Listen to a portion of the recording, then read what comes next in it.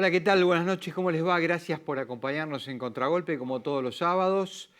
Y como no perdemos la costumbre, insistimos, abrimos una ventana al mundo. En este caso, nos quedamos por Latinoamérica. Ha habido sucesos, a mi gusto, lo suficientemente graves como para comentarlos, de órbita de índole institucional. El presidente del Ecuador, el señor Lasso, acaba de disolver el Parlamento y convocar a elecciones, probablemente dicen en agosto, tal vez septiembre. Bueno, todo esto se marida, se comprende, se entiende mejor por el rotundo fracaso de Lasso a la hora de gobernar. Es decir, Lasso era como la otra campana de Correa, del correísmo, de esos movimientos tan vituperados por populistas, pero que al final, en una circunstancia dramática, vuelven, porque Correa probablemente pueda presentarse, hay que ver la cuestión judicial, no es tan sencilla, y Correa, según las encuestas hoy, tiene serias posibilidades de ganar la elección en el Ecuador. Y esta suerte de empate infinito que se está dando en Latinoamérica, este territorio en disputa donde no terminan de cambiar claramente las tendencias, uno en otras décadas podía observar que los derroteros iban hacia, por ejemplo, la década del 90, una versión más liberal de la economía, más aperturista, el consenso de Washington, la caída del muro de Berlín. Todos eran países claramente capitalistas, privatistas, impulsores del emprendimiento. Eso se vio muy claro en toda la década del 90 en toda la región.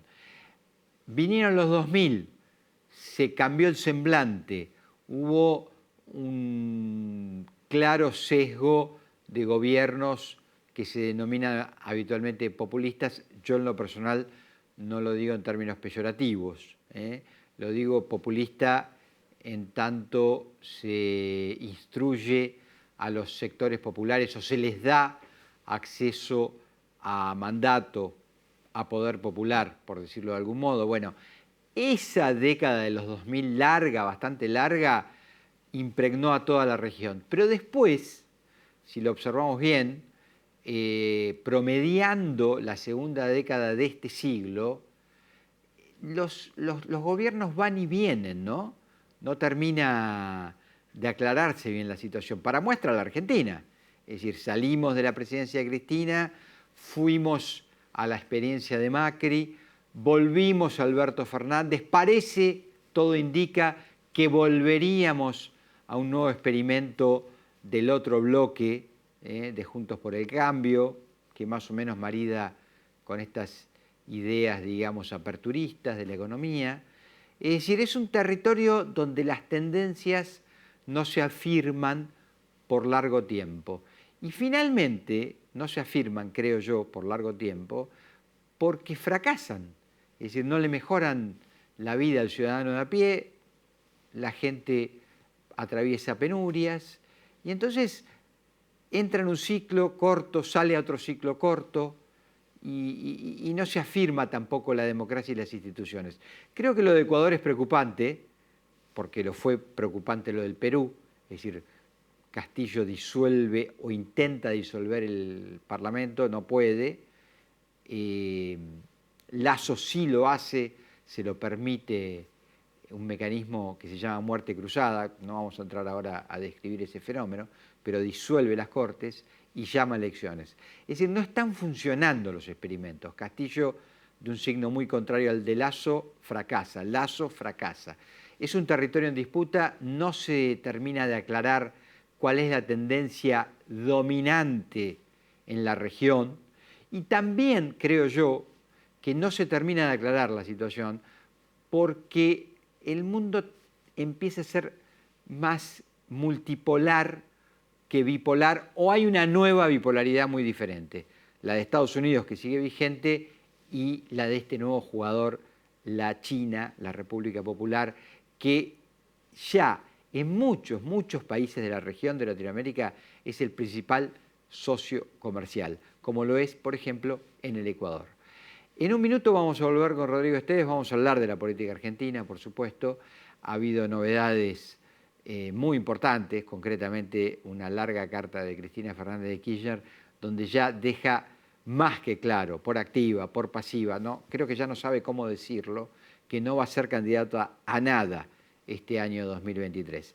Analizamos eso porque mueve el tablero político y analizamos qué está pasando en las distintas fuerzas que se van a disputar la presidencia de la República en el mes de octubre que viene. Ya venimos.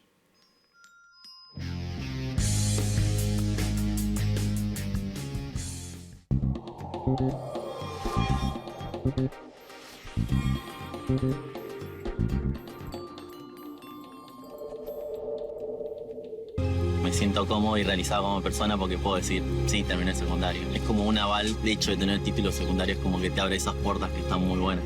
Tu sueño puede ser tu realidad. Juntos sigamos transformando la educación. Buenos Aires Ciudad. Convivir es cuidarnos.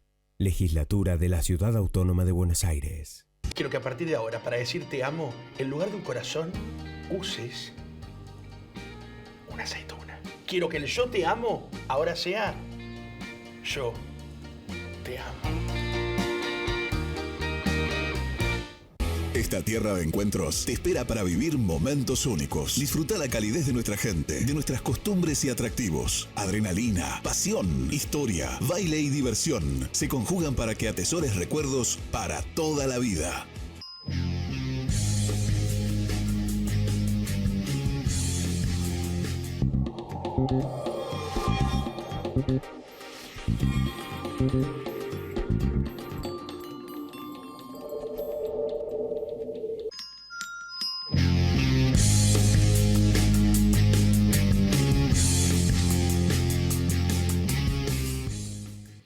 Hola, ¿qué tal? ¿Cómo andas, Rodrigo? Buenas noches, Roberto. ¿Cómo estás vos? Bien, todo en orden. Bueno, decía en el introito que la situación esta de la carta de Cristina, a mi gusto reafirma lo que ya era de público y notorio, pero que la militancia dura del kirchnerismo no terminaba de asumir. Y bueno, abre un nuevo escenario porque lo que creo que complica mucho la situación es que los distintos actores del Frente de Todos o los que tienen aspiraciones están cargados de situaciones adversas, ¿no? Empezando por Sergio Massa, que es el ministro de Economía, que a mi gusto tiene una pretensión excesiva, que es ser candidato si nadie compite, y que lleva bajo el brazo la tremenda carga de tener, por ejemplo, en el mes de abril, 8.4 de inflación, y que todos sabemos, porque así lo dicen los números que van marcando mayo, tenga una inflación superior en mayo. Es decir, que cuando él esté cerca de inscribir su candidatura, si es que va a pasar eso, cosa que yo dudo, porque eso es el 24 a la noche, a las 12 de la noche, el 24 de junio, la inflación que se conozca allá por el 10 de junio, por decir algo, sea de 9,5, de 9,8, algunos dicen de 10, es decir, un candidato muy mermado por su propia performance como ministro de Economía. Suscribo todo y sumo, quedó entrampado, porque hoy no tiene manera de despegar. Entonces cuando digo quedó entrampado, digo no tiene manera de despegar de la gestión. Este 8.4 que sorprendió hasta los propios integrantes del Palacio de Hacienda que pensaron que podía estar un poco por debajo. Acá quiero hacer un pequeño asterisco, ¿no? Celebro que el INDEC no se haya morenizado. Hay una tentación de morenearla en un momento, con el tema de tocar los números. Más que nada un delay de día, tocar los números de día, sí, claro. no tocar el número, sino, bueno, celebro que no haya sucedido, punto para Marco Labaña, punto para Alberto Fernández y para Sergio Massa, a pesar que no se habla mucho, pero debo decir algo en torno a toda esta situación. Quedó entrampado, es decir, él apostó genuinamente y ahora quedó entrampado. La situación lo pone en una situación de protagonismo que o será el precandidato presidencial de una PASO O si no, tendrá que ser el gran elector para acompañar a un producido de la Cámpora que será el electo por la vicepresidenta. Y acá un punto central para la vice. La vice cumple con su palabra, no hace otra cosa que ratificar lo antedicho. Es decir, la vice es una persona que en los últimos tiempos ha demostrado que lo que dice lo hace. En esos términos seguramente habrá mucho para criticarle, porque la gestión es muy mala. Habrá mucho que dirá, no, Cristina no tiene nada que ver con la gestión. Yo soy de los que opina que Cristina tiene mucho que ver con esta gestión. Pero más allá de eso, nadie puede negar que ratificó lo que había dicho. Es decir, hay un sector claramente en los medios, entre los comunicadores, hay un sector tal vez también en la militancia que sigue abrazado a esta quimera de Cristina nos salva, Cristina precandidata presidencial para pasarla a paso caminando y la candidata presidencial que salva al peronismo. Bueno, Cristina no lo siente así, no es de hoy, me da la sensación que esto es algo que masticó hace tiempo. Tienen, y acá cuando digo tienen lo incluyo a Néstor Carlos Kirchner, estamos en mayo, un mes caro al sentimiento del kirchnerismo, e icónico, digo, tienen algo distinto, y lo tuvieron como pareja, digo, en su momento Kirchner, 2007, tentado por la continuidad natural y con la posibilidad cierta de cobrarse una bandera que no había tenido en el 2003, que era el voto popular, optó por no ser él el candidato y que fuera ella. Hace unos años tuvimos la escena para este periodo de que ella optó por no ser ella y que sea Alberto Fernández. Muchos dirán, bueno, el único mecanismo de ganar. Sí, probablemente haya sido así. Digo, ahora opta por no ser candidata y la verdad lo viene diciendo hace tiempo. Digo, sinceramente esta situación de no, o sorpresa, o esta carta, o no entiendo, o reclamémosle como hagamos otro 17 de octubre. Me da la sensación que no hay espacio para nada de esto porque ha sido muy clara. Ha sido muy clara y no es una vez. Lo ha dicho en varias oportunidades y ahora, como bien hiciste mención vos en el arranque, con una carta.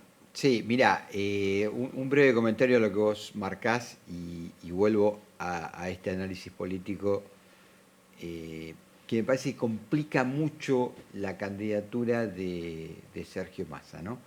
El comentario es el siguiente. Esta semana que termina, Horacio Berbisky fue entrevistado largamente. Todos sabemos que Horacio Berbisky, decir que es un exégeta de Cristina es un reduccionismo, pero es un vocero.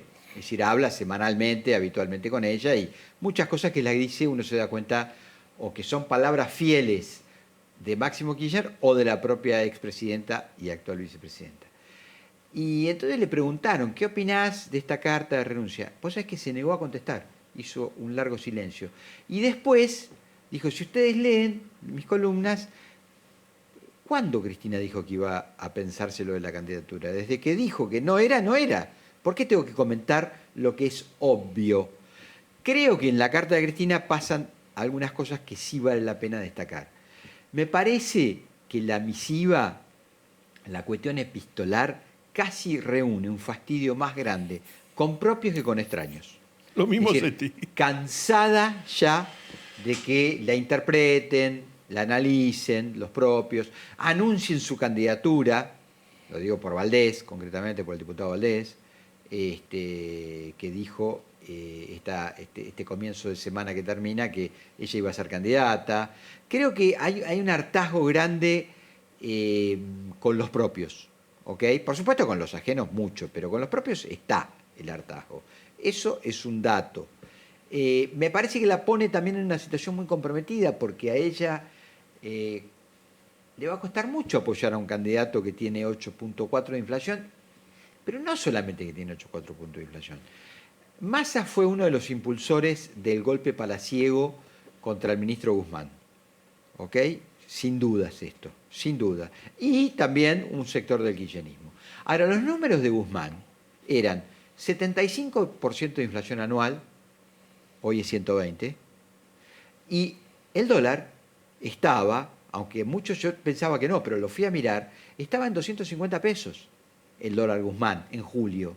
Después viene el interregno Batakis que se va todo al demonio. O sea, hubo 30 días trágicos que nadie entiende qué pasó, por qué se sienta Batakis en el Ministerio de Economía sin ningún aval ni poder político, y todo se va al demonio.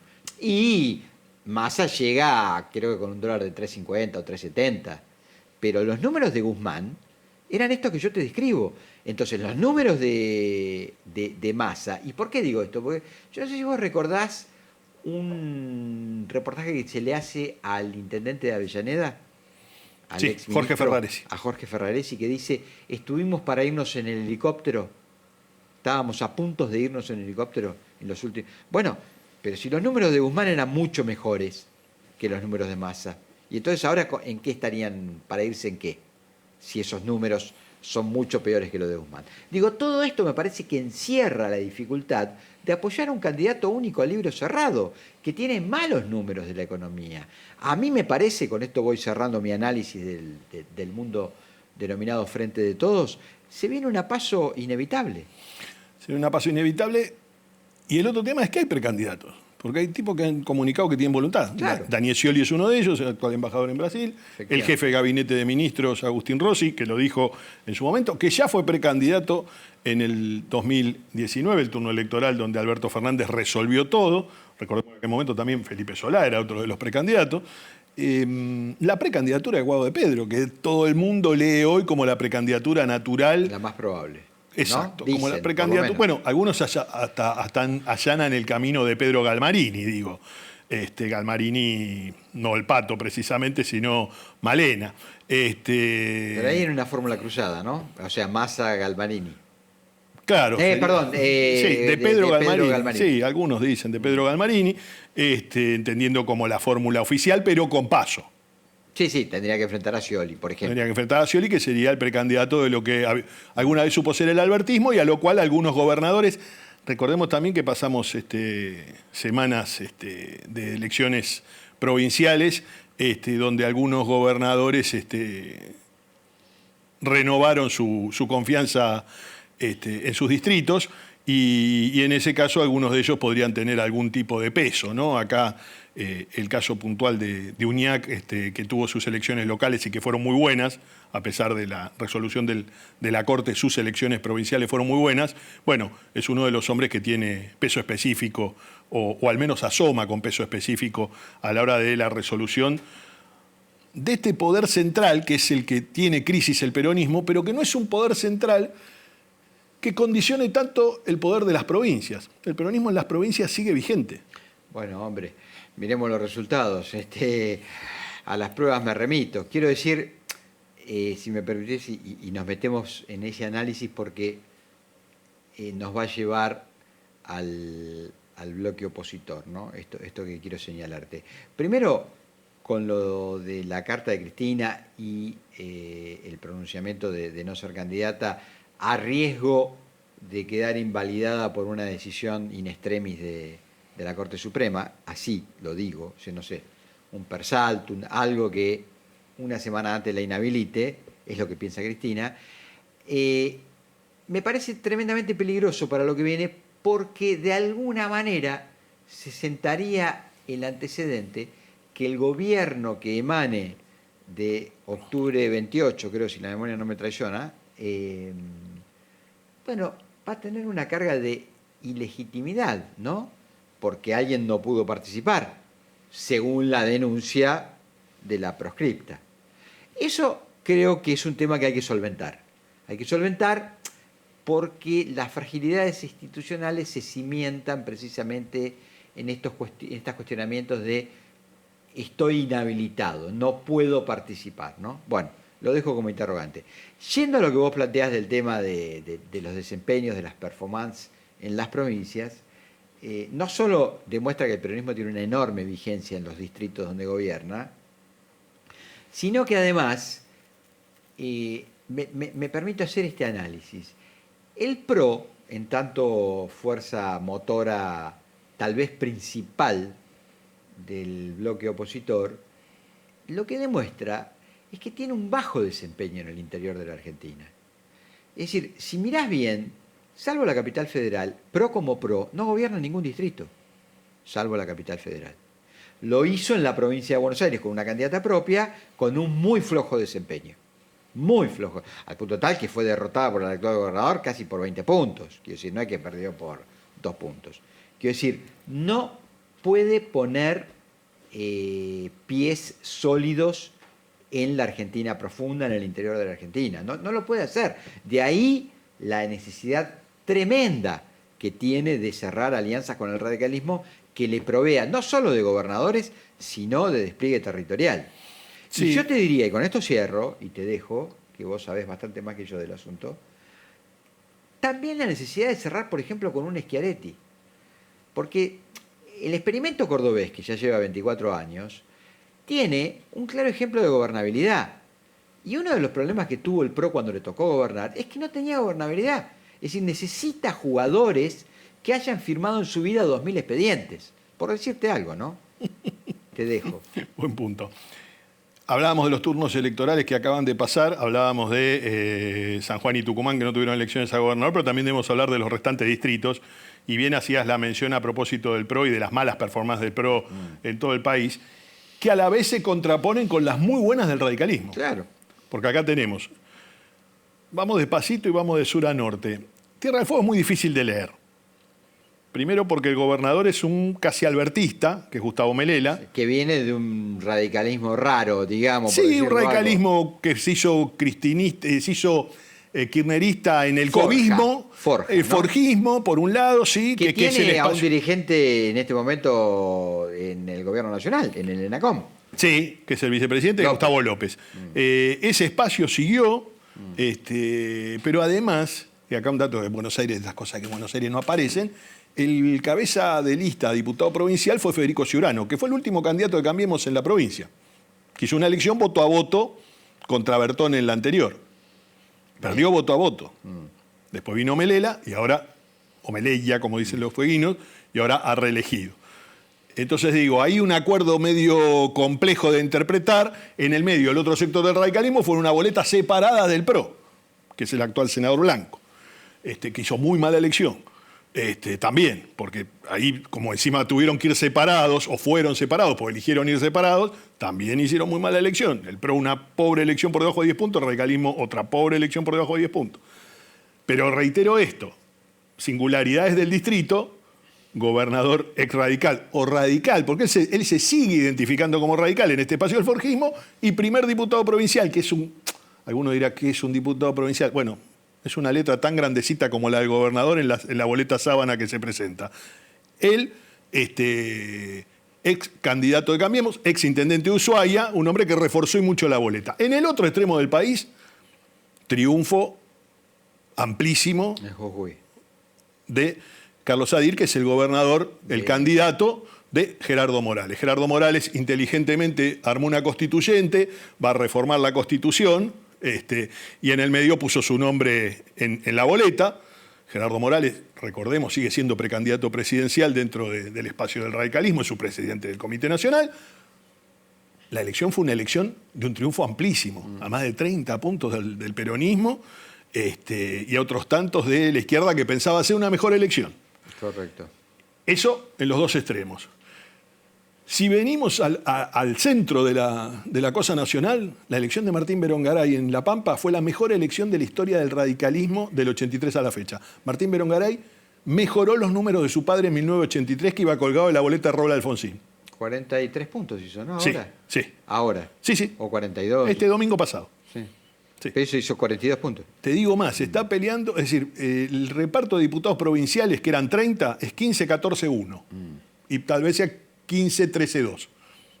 Pero digo, para tener una medida de cuán cerca estuvo... Bueno, pero digo, todo esto reafirma lo que yo te planteo. Hablo de Martín Berongaray, candidato del radicalismo, Sí, sí. que ganó una primaria de la cual acá dimos cuenta hace algún tiempo, una primaria que fue elección interna, donde el PRO había puesto toda la carne al asador y hasta el propio Macri fue a caminar. Sí, sí, me acuerdo perfecto. Pero digo, reafirma esto que yo te planteo. Es decir, el PRO como PRO tiene enormes dificultades de salir de la capital federal. Y un tema acá, un Es precandidato, una fuerza unitaria, un eso digo. precandidato en el distrito que le está peleando voto a voto y mano a mano. Sí, que no es... Y que los trata con mucho respeto. Digo, Sí.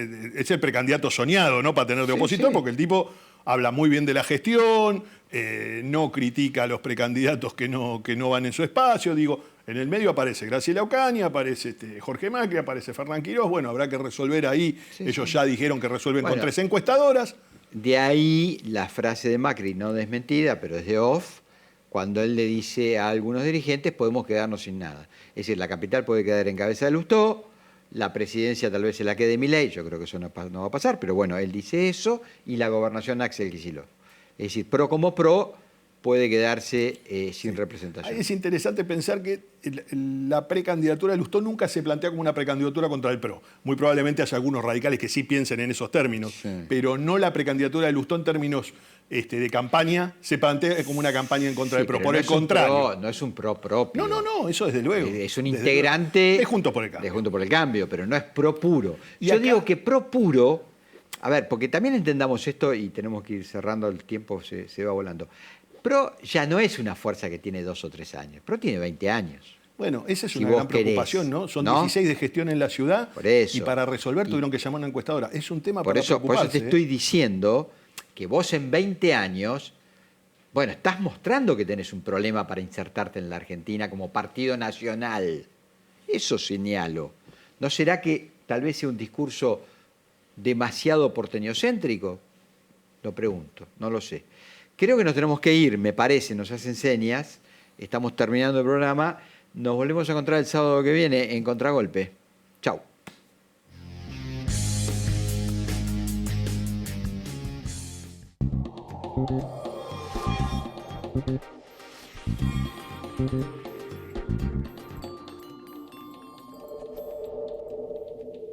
Me siento cómodo y realizado como persona porque puedo decir, sí, terminé el secundario. Es como un aval, de hecho de tener títulos secundarios, como que te abre esas puertas que están muy buenas.